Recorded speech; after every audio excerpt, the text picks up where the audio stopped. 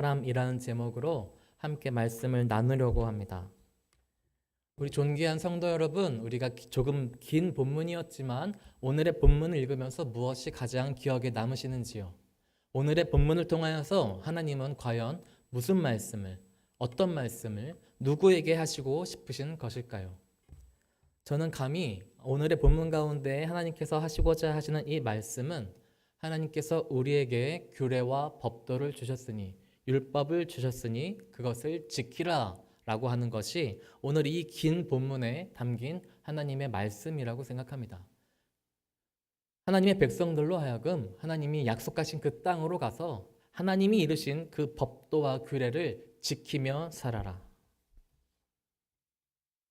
그런데 한 가지 질문이 생깁니다.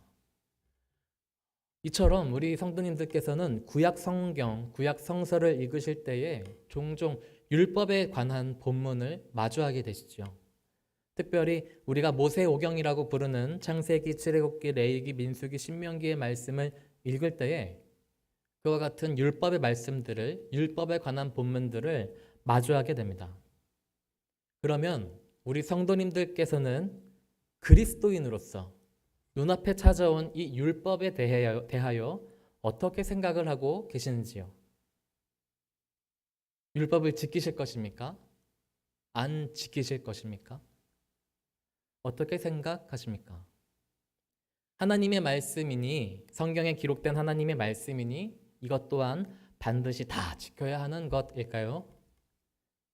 아니면 우리는 신약 이후의 시대를 살고 있는 그리스도인들이니 다 지키지 않아도 되는 걸까요? 아니면 각각의 처한 현실들이 다양하고 복잡하니 그 가운데에서 우리가 지킬 수 있는 것과 지킬 수 없는 것들을 구별하여 지켜야 하는 것일까요? 우리 성도님들께서는 이렇게 구약에 나타난 율법에 대하여서 어떻게 이해하고 계십니까? 결론부터 말씀을 드리면 개혁교회는 율법을 따르지 않습니다. 지키지 않습니다. 구약에 나타난 제사의 규례를 따라 예배를 드리지 않지요. 안식일의 규례를 따라 우리가 주일을 지키고 있지 않습니다. 애쓰지도 않습니다. 물론 10계명은 조금 다릅니다. 10계명은 우리 예수님께서 이 땅에 오셔서 말씀하신 새 계명으로서 하나님 사랑과 이웃 사랑하여라 말씀하신 그 하나님의 예수님의 말씀에 구체적인 방향과 실천 과제가 10계명 가운데는 녹아져 있기 때문에 다른 율법과는 그 무게와 권위에 있어서 조금은 차별을 갖습니다. 그러나 그 역시도 예수님을 중심으로 10계명에 대하여서 손을 뻗은 것이지 구약에 나타난 하나님이 주신 율법이기 때문에 그것이 우리 그리스도인들이 반드시 지켜야 하거나 오늘날도 따라야 할 만한 것으로 여기거나 애쓰는 것이 아니죠. 그렇다면 우리 그리스도인들은 구약 성경 말씀과 구약에 나타난 여러 가지 율법들을 어떻게 대해야 할까요? 간과해도 되는 걸까요? 여기에는 조금 말이 어렵지만 역사성과 계시성이라는 두 가지의 측면을 고려할 필요가 있습니다. 역사성과 계시성이라는 말인데요. 먼저 역사성이라는 측면을 잠깐 살펴보고자 합니다. 앞서 말씀드린 것처럼 우리는 히브리인들이 자신들이 하나님께로부터 받은 율법, 구약의 율법을 우리는 지킬 의무가 없습니다. 지금을 살아가는 그리스도인들로서 우리가 구약에 있는 그 율법을 오늘을 지키기 위해서 아둥바둥 거릴 필요는 없다는 것이지요. 다시 한번 앞서 말한 것처럼 오직 예수님께서 우리에게 주신 말씀, 새 계명으로서 하나님을 참으로 사랑하고 이웃을 내 몸같이 사랑하라는 그 뜻과 방법을 쫓아가는 것이 우리 그리스도인들입니다. 그런데 그 방법을 다시 말하면 온 세상을 이렇게 살아가는 그 인간의 길에 뿌리와 근간이 어떠했는지를 살펴볼 수 있는 것은 구약과 구약에 계시된 율법을 통하여서 우리가 그것을 살펴볼 때에 신약에 이르러서 예수님께서 그 사람들 앞에 찾아오셔서 말씀하신 하나님을 사랑하십시오, 내 이웃을 내 몸과 같이 사랑하십시오라고 하는 그 말씀이 동떨어진 것이 아니라 뿌리를 갖고 있고 거기에서부터 근간이 이어져 온 말씀이라는 것을 알 수가 있는 것이죠. 예수님께서 말씀하신 사랑이 듣는 사람이 다양하게 이해할 수 있고 다양한 문화권에 놓인 사람들이 다양한 상상을 할 수 있으나 예수님께서 하신 그 사랑이라고 하는 말씀은 이미 구약 시대에서부터 시작된 하나님의 말씀, 하나님의 율법에서부터 근간하여서 파생된 말씀하신 사랑이라는 것입니다. 예를 들어서 우리나라 가운데에도 6.25 전쟁을 경험하신 어른들께는 북한이라는 말이나 전쟁이라는 단어가 갖는 의미와 와닿음이 그와 같은 경험을 하지 않은 분들에게 이해되어지는 북한이라는 나라와 전쟁이라는 말의 와닿음과는 사뭇 다름이 있죠. 그리고 이 모든 것들은 사실은 놓여져 있는 처지가 다른 다양한 사람들에게도 마찬가지일 것입니다. 그처럼 사랑이라는 말도 율법이라는 말도 지금의 자리에서 이해되는 것 이상으로 역사적으로 갖는 의미가 있기 때문에 그것을 이해하기 위하여서는 우리 그리스도인들도 구약의 말씀을 알아야 하고 구약의 말씀을 이해하여야 하며 거기서부터 이어져 오는 예수님에 이르기까지의 역사적 이해를 하는 것이 말이 참 어렵죠. 하나님을 알고 하나님이 말씀하시는 것을 잘 듣고 이해할 수 있는데 필연적이라는 이야기입니다. 조금 더 한 번 더 간단하게 말씀을 드리면 우리가 구약에 적혀 있는 율법과 말씀을 그대로 지킬 필요는 없지만 오늘날 우리에게 주신 하나님의 말씀을 이해하기 위해서 역사적인 이해를 갖기 위해서 우리는 구약의 말씀 또한 알고 읽어야 한다라는 말씀입니다. 그처럼 예수님께서 이 땅에 오셔서 하나님을 사랑하고 이웃을 사랑하여라 라고 하신 그 말씀 사이에는 이미 이전에 있었던 하나님과 하나님의 백성들 사이 가운데 일어났던 수많은 사건과 사고들을 통하여서 정제된 사랑, 하나님께서 비로소 말씀하고 싶으신 하나님의 뜻에서 말씀되어진 사랑이라는 것이 있고 그것을 알기 위해 우리는 구약의 말씀을 역사적으로 바라보아야 한다라는 이야기를 먼저 드립니다. 하나님의 말씀을 이해하기 위한 두 번째 측면으로서 우리는 계시성이라는 단어를 조금 유의 깊게 들을 필요가 있습니다. 계시성이라는 단어를 혹시 들어보셨는지요? 여기서 말하는 계시성이라는 말은 우리가 사이비 종교에서 내가 하늘로부터 내가 신으로부터 계시를 받았다, 내가 직통 계시를 받았다 할 때 쓰이는 계시라는 표현이 아닙니다. 조금은 논점을 벗어난 이야기이지만 개신교에 있어서 권위인 말씀의 권위가 가장 강하고 무겁습니다. 우리 개신교회는 그 어떤 것보다 말씀의 권위가 가장 중요합니다. 개인의 신앙적 체험이나 교권의 권위 또한 당연히 존중되고 중요한 것이나 결코 말씀의 권위보다 위에 놓일 수가 없지요. 먼저일 수도 없고 그것이 말씀보다 더 힘을 가져서도 안 됩니다. 만일 그렇다면 그것은 개혁교회가 아닌 사이비 또는 중세시대에 부패한 카톨릭 교회와 같이 개혁의 대상이 될 뿐이죠. 여기서 말씀을 드리는 계시성이라고 하는 것은 하나님께서 하나님의 모습을 하나님을 드러내시고 나타내심이라는 의미에서의 계시입니다. 하나님께서 우리들에게 하나님을 보여주시는 거예요. 하나님께서 우리들에게 하나님을 알려주시는 겁니다. 우리는 이미 이것을 계시성이라는 어려운 단어를 듣지 않아도 이미 알고 있습니다. 우리의 신앙적으로 고백해 왔습니다. 우리가 하나님을 안 것이 아니라 하나님께서 우리를 먼저 아시고 우리가 먼저 하나님을 찾은 것이 아니라 하나님이 우리를 찾으셨습니다라고 우리가 고백할 수 있죠. 우리가 하나님을 먼저 믿고 하나님께서 먼저 우리를 믿으시고 우리를 먼저 사랑하셨다라는 것을, 그래서 우리를 구원하셨다라는 것을 우리는 믿고 고백할 수 있습니다. 그래서 우리가 이 자리 가운데 예배를 드리는 그리스도인의 정체성을 갖게 된 것 아닙니까? 우리가 말씀을 통하여서 하나님께 가까이 다가갈 때에도 그와 같은 사실에는 변함이 없습니다. 우리 그리스도인들은 결코 말씀을 읽는다고 해서 하나님을 안다고 착각하지 않습니다. 성경에 대한 지식이 많이 갖고 있다고 해서 그걸로 하나님을 알고 있다라고 착각하지 않습니다. 우리가 성경을 읽고 성경을 아무리 다 암송할 수 있다고 하여도 그것은 하나님을 다 아는 것이 아니죠. 우리가 성경을 통해 다가가고자 하는 것은, 이루고자 하는 것은 참 하나님이신, 참 영이신 하나님께 다가가는 것이요, 하나님께서 우리에게 하나님을 알려주시고 만나주시고 그분의 길 가운데 우리를 함께 인도하시고 이끌어주심 가운데 놓이는 것입니다.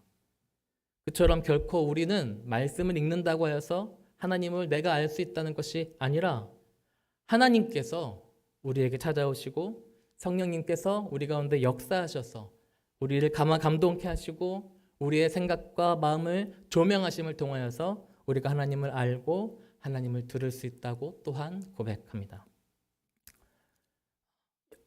앞서 이렇게 길게 설명을 드렸던 역사성과 계시성이라는 그 측면이 잘 드러나는 유명한 두 가지의 장면을 잠깐 보고 가겠습니다.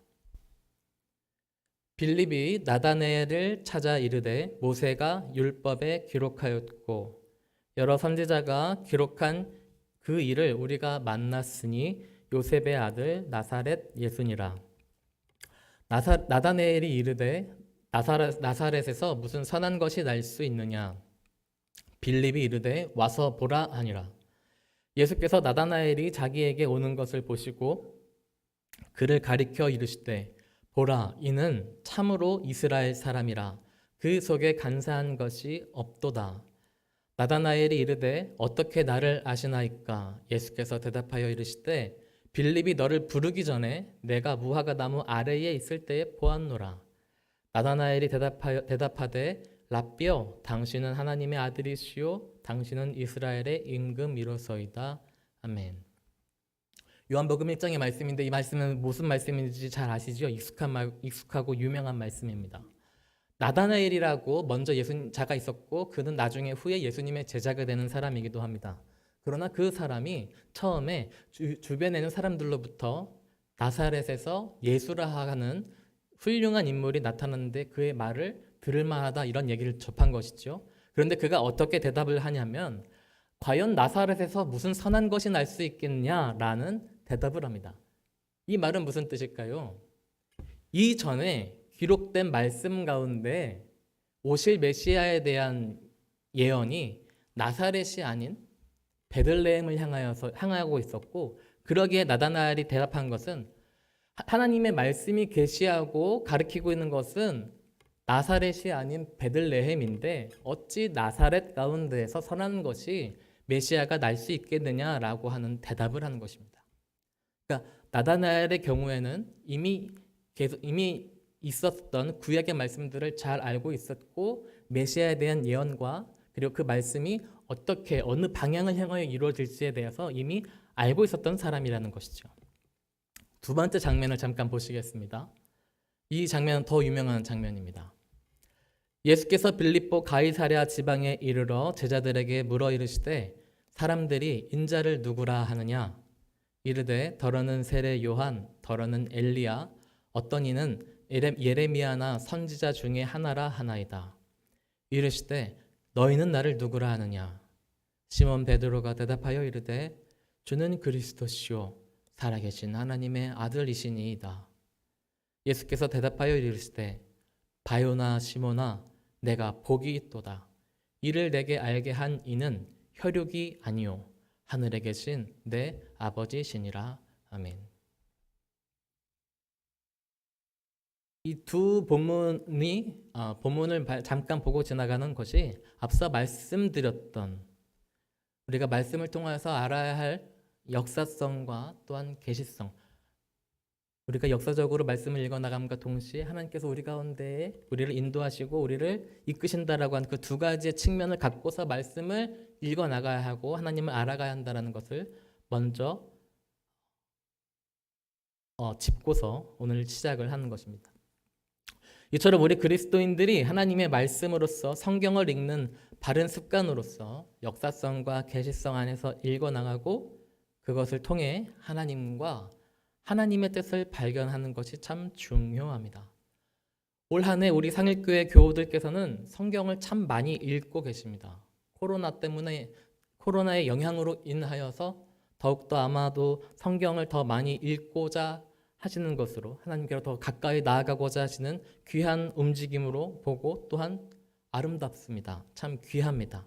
그런데 앞으로도 이 성경을 읽어 나가실 때에 우리 교우들께도 이처럼 하나님을 암과 하나님의 말씀을 아는 축복과 기쁨이 더욱더 함께 하시고 나날이 넘치게 되시기를 간절히 축원합니다. 존귀한 성도 여러분, 우리가 말씀 안에서 이처럼 역사성을 발견할 때에 우리는 과거를 알게 됨과 동시에 미래에 대한 소망을 갖게 됩니다.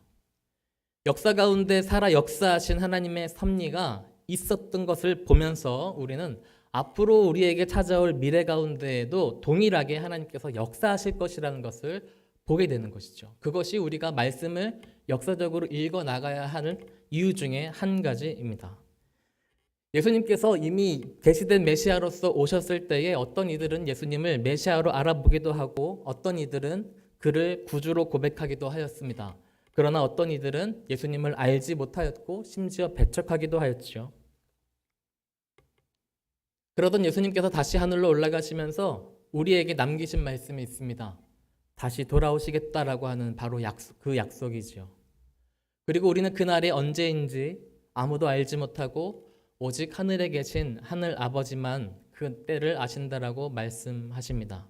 그리고 우리 그리스도인들은 하늘을 바라보며 하늘과 함께 하나님의 약속이 이루어지는 그날까지 최선을 다해 살아가는 것이 우리 그리스도인들의 이 땅의 사명인 줄 믿습니다.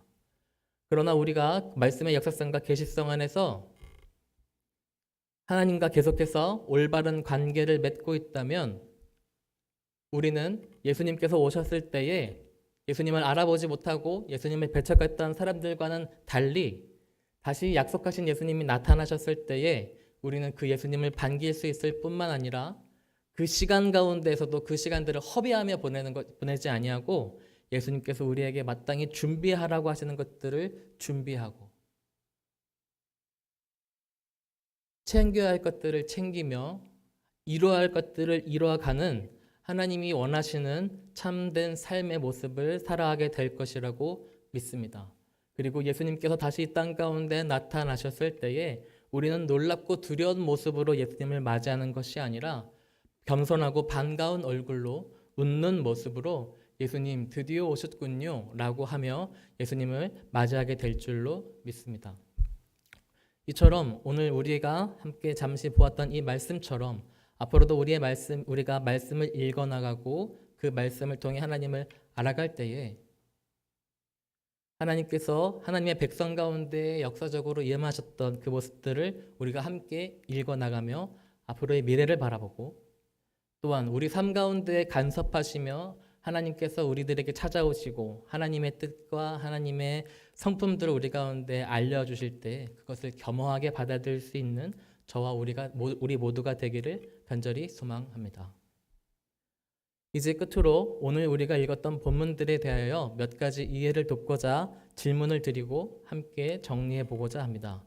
지난번에도 말씀을 드린 것처럼 제 나름의 답을 적어 보았는데 대답을 하시면서 대답이 똑같지 않아도 틀린 것이 아니니 각각의 맥락과 의미를 염두하시면서 각각 대답해 보시면 참 좋겠습니다.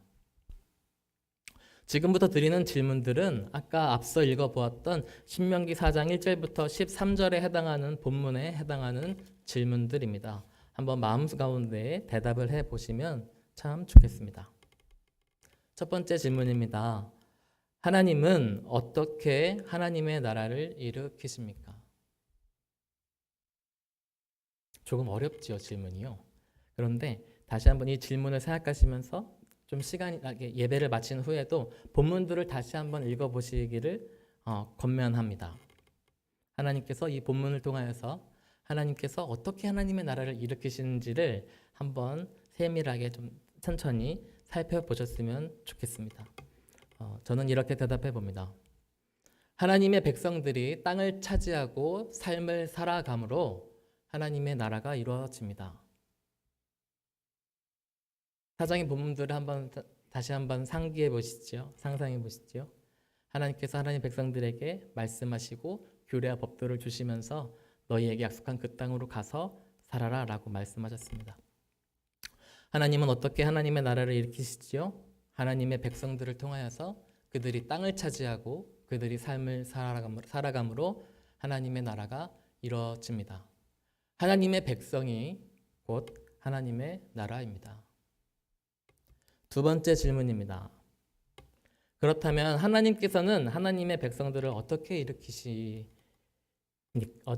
일으키십니까?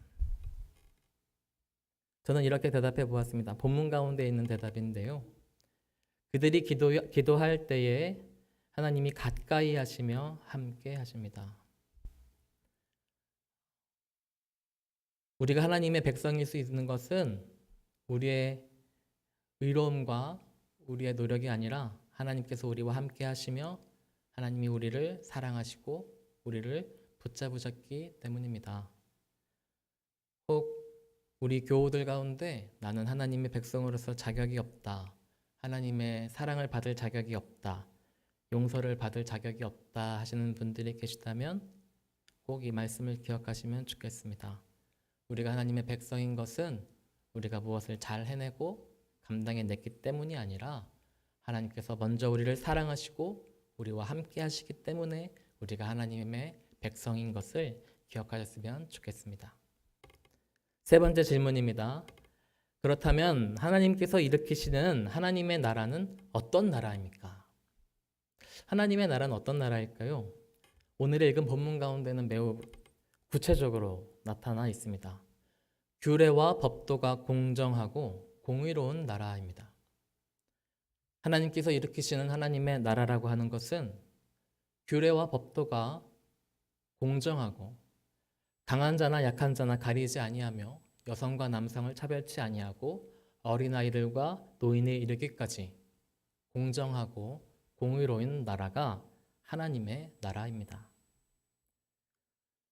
나아가 수고하는 이들이 정당한 결실을 맺고 연약한 이들이 소외되지 않아야 하는 그 나라는 역시 하나님의 백성들을 통해 이루어진다는 것을 기억하면 좋겠습니다. 마지막으로 네 번째 질문입니다. 하나님께서 일으키시는 하나님의 백성은 어떤 백성입니까? 오늘의 본문을 근거하여 대답하면 이렇게 대답할 수 있습니다. 하나님의 백성은 하나님을 경외하고 그것을 몸소 자녀들에게 보여줌으로 가르치는 자들입니다.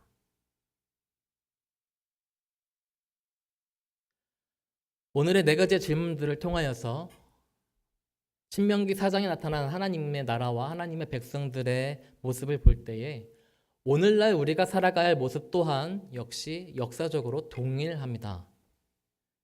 지금도 하나님은 우리 그리스도인들을 통하여서 이 땅을 하나님의 나라로 일으키고 계십니다.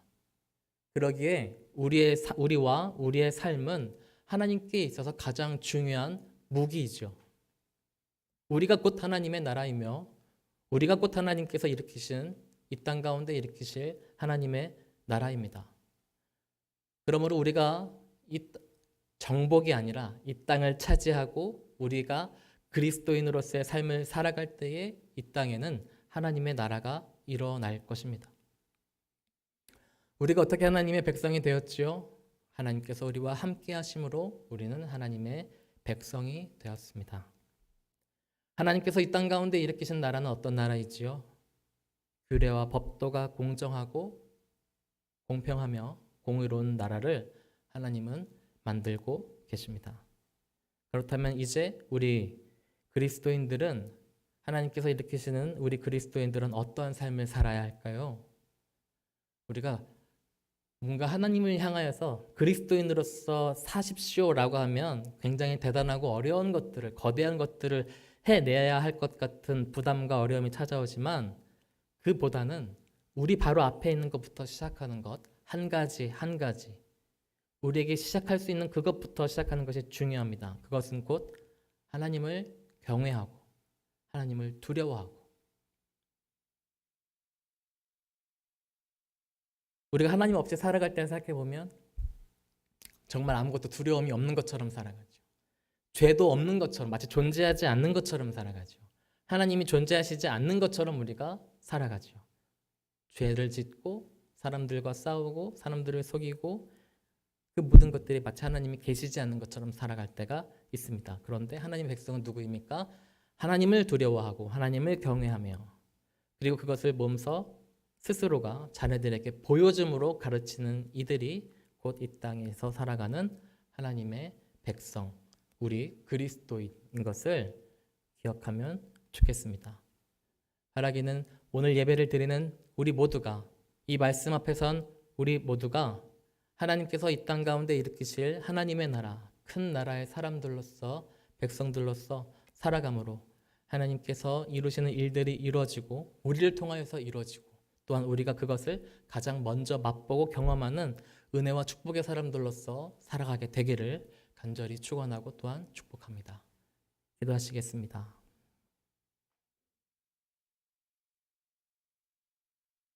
존귀하신 아버지 하나님, 참 감사합니다. 하나님께서 우리를 먼저 찾아주시고 하나님의 사랑과 뜻을 알게 하시니 참 감사드립니다. 하나님, 그러나 그와 같은 감사와 은혜가 있음에도 불구하고 주님, 우리 마음 가운데 괴로움과 부담과 두려움도 있습니다. 하나님의 이름을 지고 살아가기에, 하나님의 백성이라는 이름을 갖고 살아가기에, 그리스도인이라는 제목을 갖고 살아가기에 너무나 두렵고 싫을 때도 있습니다.